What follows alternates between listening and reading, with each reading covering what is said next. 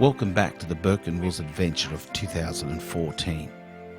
On the night of day 6 of our ride, we found the perfect location to camp up for the night.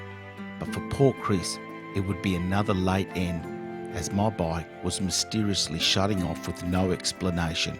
And added to that, my battery was failing to charge, just like Samantha's bike 2 days ago. While digging around the engine area, Chris came across another disturbing find. This is an air filter. Most engines, be it a car or a motorbike, has one. Most, but not mine. It seems the foam from my air filter had perished and disintegrated, leaving my engine exposed to harmful dust that would very quickly kill my bike. Worried that this was the same case with the other bikes, Chris checked them all, and our worst fears were confirmed. None of the bikes had any foam left. Once again, I should have checked this back home before our departure. But keep in mind, I own the motorbikes, but I don't know anything about the mechanical side. If I did, I wouldn't have bought them. Chris made it clear in no uncertain terms that no bike was moving until foam was found and put in place to guard these engines. And he came up with a brilliant idea. Get foam from the mattress of one of the swags. Yep, I loved that solution until I realised it was my swag that was going to get a chop. And I wasn't happy about it, but I deserved it.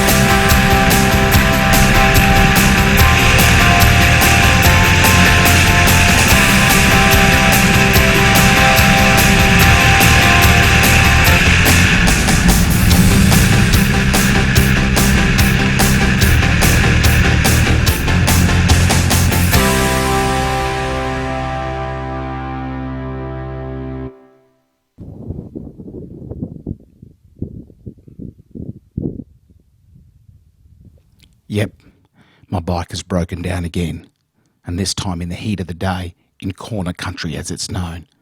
This is where 3 Australian states meet: New South Wales, South Australia and Queensland. Out here there's no support, and you can go for hours without seeing another vehicle. Luckily for us, we have all the supplies to stay good for a while. But Phil, who was riding up ahead, didn't see us stop, and now he's out of radio range.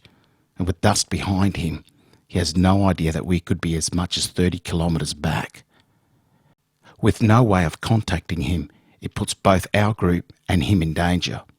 If he crashes out here, we won't know, and we can't get to him until we're mobile again, and it's anybody's guess when that might be. There's no room for error out here. Australia's Outback is beautiful, but it's also lethal. During our combat survival courses, we were taught the rule of 3s, as it's called. If you're hurt, you might have 3 minutes. If you have no water, you might have 3 hours. And if you have no food, you might have 3 days. Out here, there really is no room for error. We're 90 kilometres outside of Cameron Corner. Just left our camp about 15 minutes ago, and the first serious bump that I hit on my bike shut down. And then it sort of started again. It's done it several times. Now it won't start unless it's sitting in neutral, and we're not sure what the hell's going on. So we're just having a look at it right now. While it's in neutral, she starts up beautifully. The moment we click it into gear, she dies. So, we're just trying to fault find this thing now. Some months back I had read an article regarding these bikes and a notorious fault with their stand. These bikes come with an engine kill switch on the stand, and that stops the bike from starting in the event that it's left parked in gear. I shared that information with Chris and he decided to test if this could in fact be one of the possible issues with it. I'd finally contributed something useful, and in that one single moment I felt smarter than my mechanic. Of course I feel really good because it was my idea to have a look at that area. Well, that switch, every time I'm hitting the ground, that stand must be just slightly, with the weight of the impact of hitting these rough grounds here, must be just momentarily saying, oh, my stand is down, and it's shutting my bike off. So we just had a look at it and we've corrected the fault. So onwards and northwards. Let's get to the dig tree. With the problematic kill switch now fixed on my bike, we headed for Cameron Corner, and along the way we found Phil patiently waiting on the side of the road. Now a new worry dawned on us as we inched closer to the Simpson Desert. Sand dunes. Thousands of them. In this area the sand dunes run north-south, and as we were headed west we were hitting them side on, and I can tell you this isn't a pleasant experience.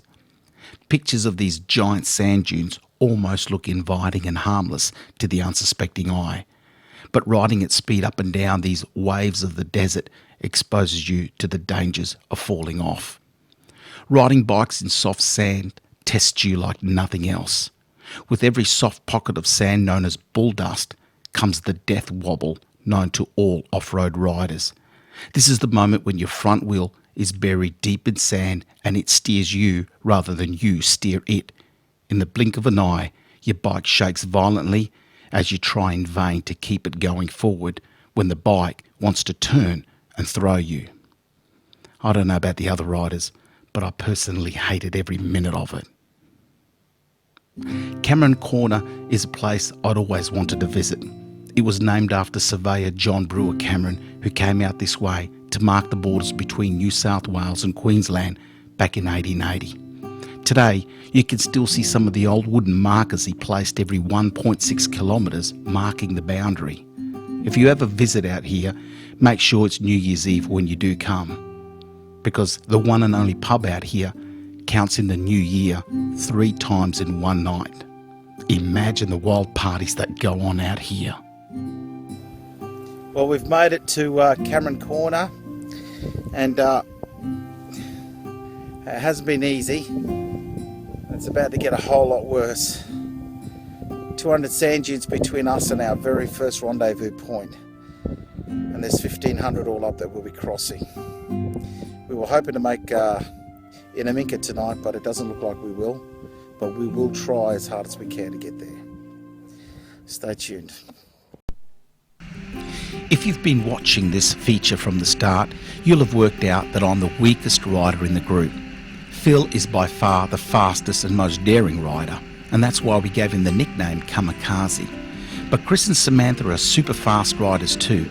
However, they took pity on me and the fact that I refused to ride any faster than 60 kilometres at some points.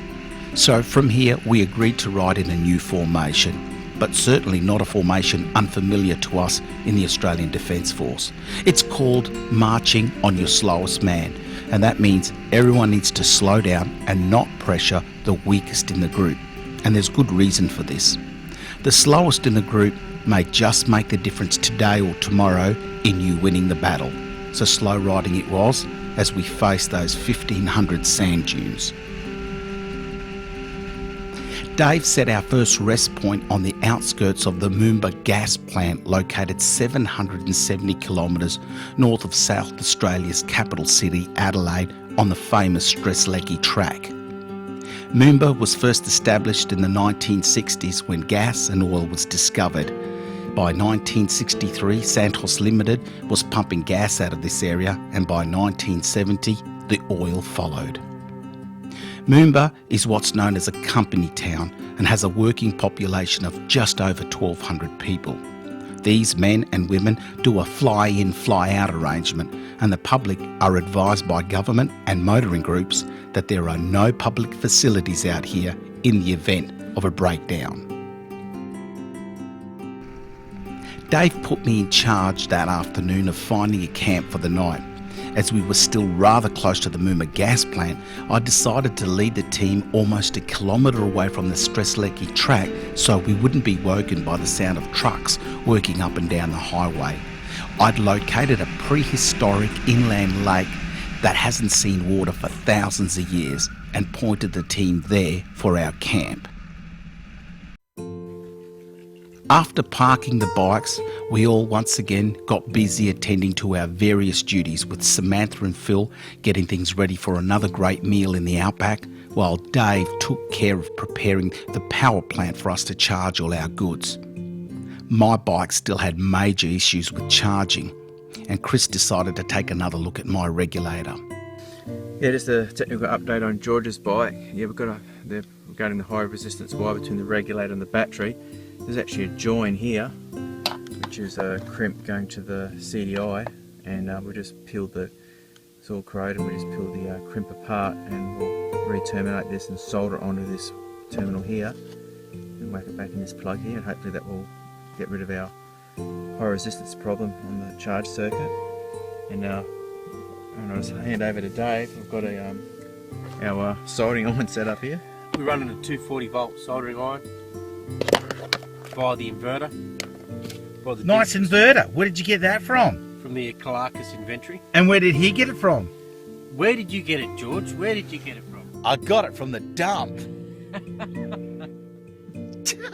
But tonight was a special night for us all. We'd been secretly keeping something from Samantha.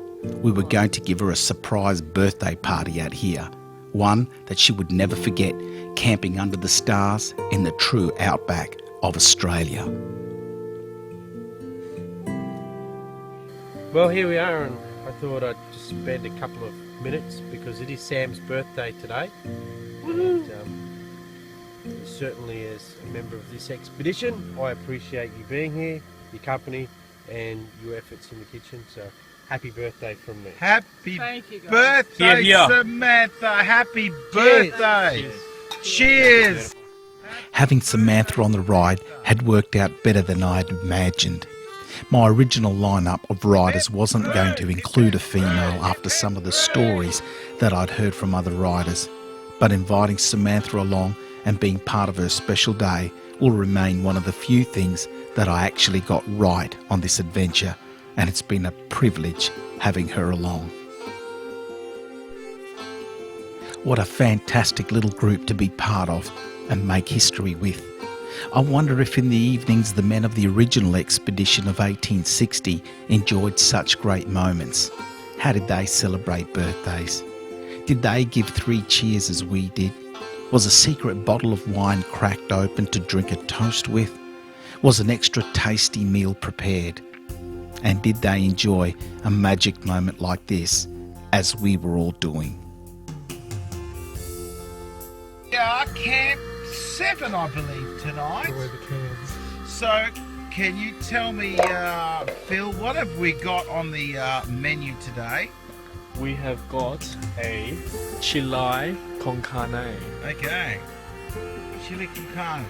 There it is there. Looks absolutely beautiful. What's in it, mate? For those viewers who are from some strange backwater town and don't know what it is, such as me, what's in there?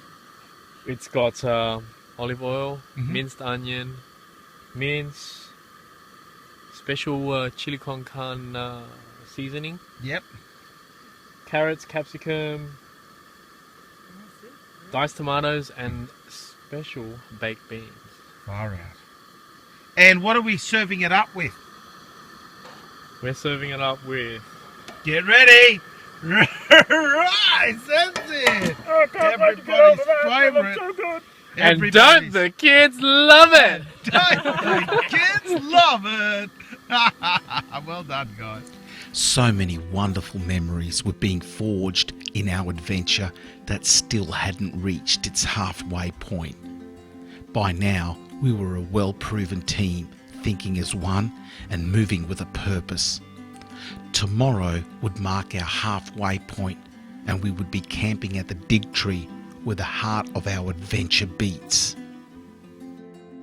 That night, after celebrating Samantha's birthday, Christopher again stayed up late working out that charging fault that was on my bike. It was intermittent. We found up to 30 connectors on the bike and voltage drop across every connector in the fuse box, etc. But the next night we've gone into it again and it was intermittent, and it turns out to be the regulator. The regulator has actually failed. Only got 0.9 volts on the output, and we'll just confirm it putting Sam's regulator in there. Now the regulator seems to be actually working because it's getting hot, so it's, it's shunting the unused power to deck. But while I'm sitting here bored, I'm going to do a dig around, and Innaminka might better fix it, but I doubt it. I'm just doing this as a video.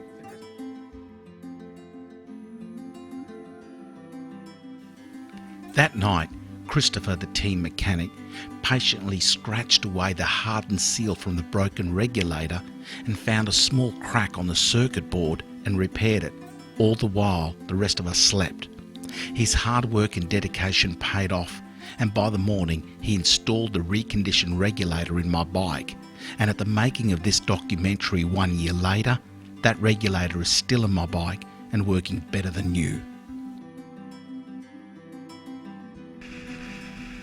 We broke camp that morning and headed for the town of Innaminka, where we would collect fuel and then go on to meet the manager of the Nappa Merri station, where Burke and Wills had set up Camp 63, which would later be known as the Dig Tree. The tiny settlement of Innaminka is situated on the banks of Cooper Creek in what's known as Channel Country. In 2006, 131 people claimed to be residents of this little outback town. This whole area is traditional land owned by the Yandrawanda Aborigines, who saw their first white man pass through here in 1845. That man was explorer Charles Sturt from South Australia. It would be another 15 years in 1860 when Burke and Wills would get up here and set up a depot. By 1882, the town of Innaminka was settled, but under the name of Hopeton. But the outback folk here didn't really like the name, especially because it was the name of the governor of Victoria at the time, and soon enough that changed and they gave it the name Innaminka. It wasn't until gas and oil was found around these parts that Innaminka really got off the ground and built a pub, a hotel, a restaurant and a petrol station. And that brings us to our next headache: fuel.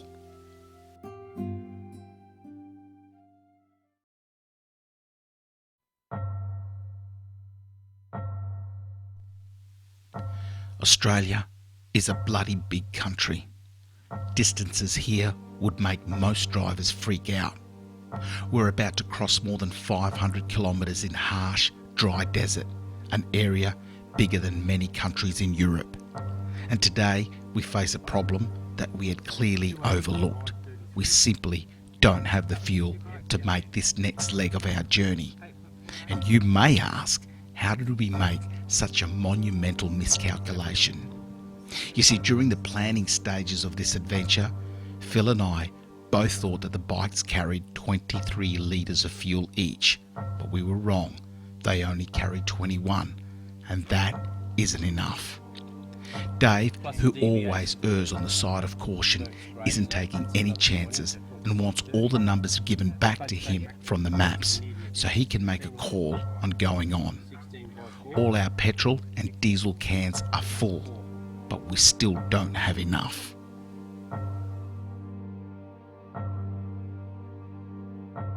Situation is this. When I was originally doing the numbers to get from the Dig Tree, actually from Innaminka all the way up to Birdsville, we had calculated our fuel tanks holding a capacity of 23 litres. It wasn't until Phil over here rode down to Sydney that we discovered, in fact, our 23 litre tanks are 21 litre tanks. However, our numbers didn't change. We're now here in Innaminka, we're fully fueled up, our fuel cans that we've brought with us are fully fueled up, and we've discovered we'll be running desperately short because we're all missing so many more litres that we needed for this ride. Needless to say, our morale wasn't exactly jumping through the roof at this point. To make matters worse, Chris's bike is losing power when he reaches speeds over 70 kilometres, forcing him to open the throttle even more when he hits bull dust to stop the death wobble. And that's costing him far more fuel than any of our bikes, meaning he might run out before we get to Birdsville in 2 days. Far out. No fuel for 2 days. Welcome to the Outback. Riding in this barren, featureless place only drove home to me how fine the margin of error is for anyone crossing Channel Country. I thought about Burke and his men and how they crossed these parts, and unlike us, they didn't know what waited for them over the horizon, but I bet they were hoping it was water. The place is so dry out here, there isn't even kangaroos, and they're usually everywhere.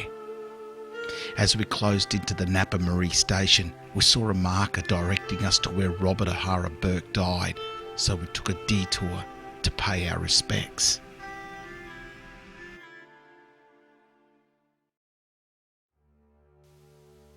As we walked towards the site of Burke's final resting place, it dawned on me the terrible state of events that this man found himself in. How did this man, who just a few short months before die a slow and painful death from hunger and poisoning?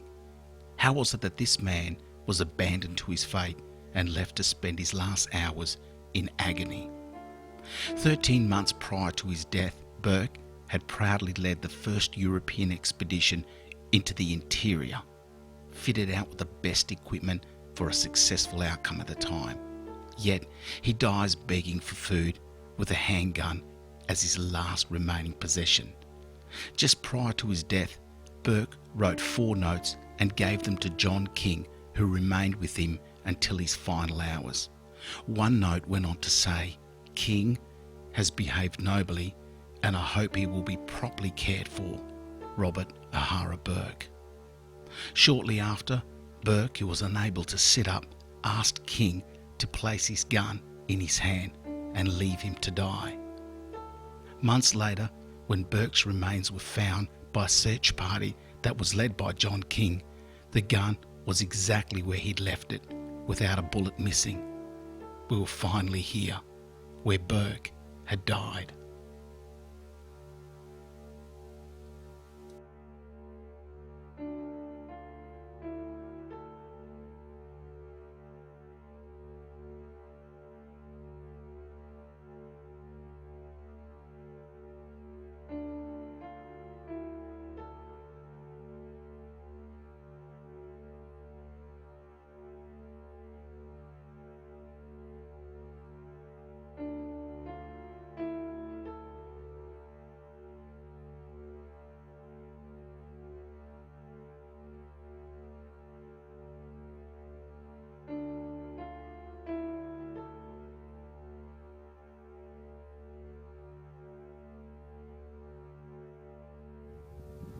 George, you're here. This is the site.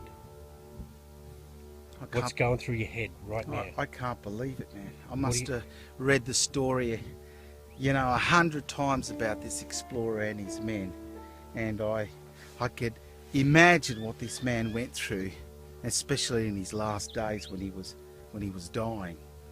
As we walked in here, I just said to the crew, I couldn't think of a more beautiful place, to die, but a more painful death than the one that he had, the slow hunger and poisoning from eating nardoo.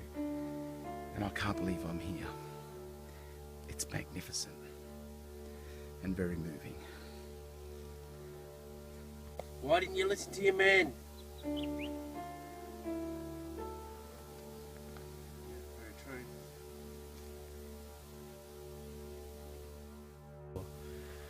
For me, to be honest, I'm here because I love motorbike expeditions. That's all it was to me. But ever since we've left Melbourne and visited all these Burke and Wills monuments and all these plaques and all these historical,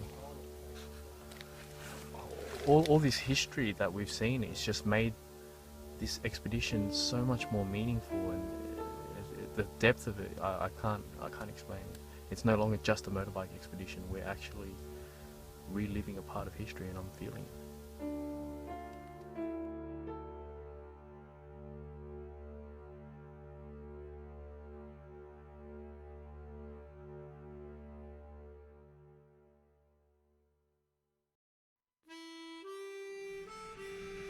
No one spoke as we got on our bikes and continued towards the Nappa Merri station.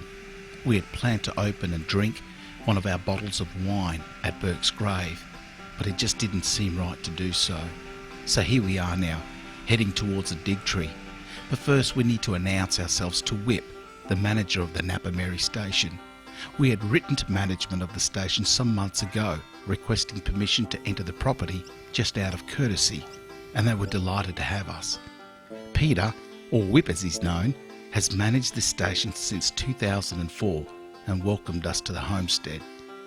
The name Nappa Merri comes from the traditional owners of the land, and it means water sand hills. The station was first founded in 1871 and began life as a sheep station with as many as 46,000 sheep. But soon, cattle replaced that sheep. And now Nappa Merri station, that covers 7,337 kilometres square, is one of Australia's main beef suppliers. I couldn't imagine a station that big. After all, our ride was taking us 4,700 kilometres in total.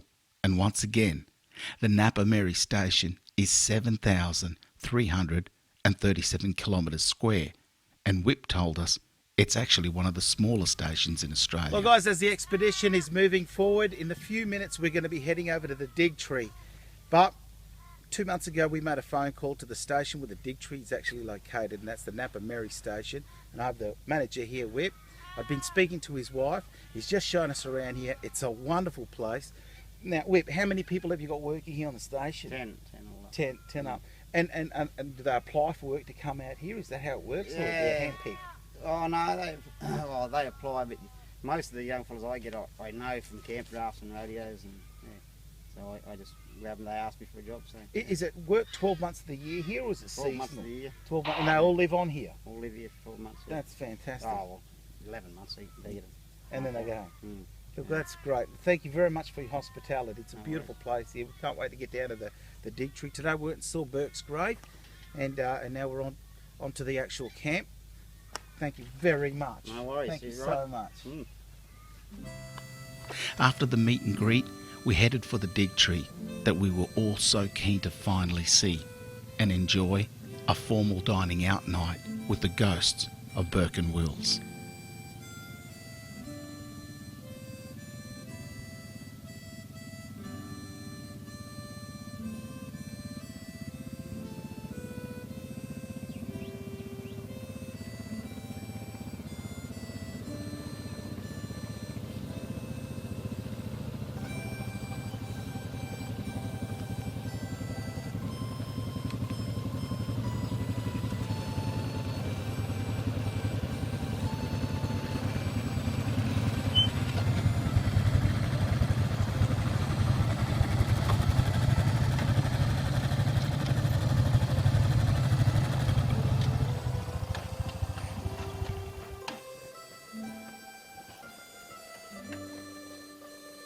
Guys, we're at the dig tree. It's just there.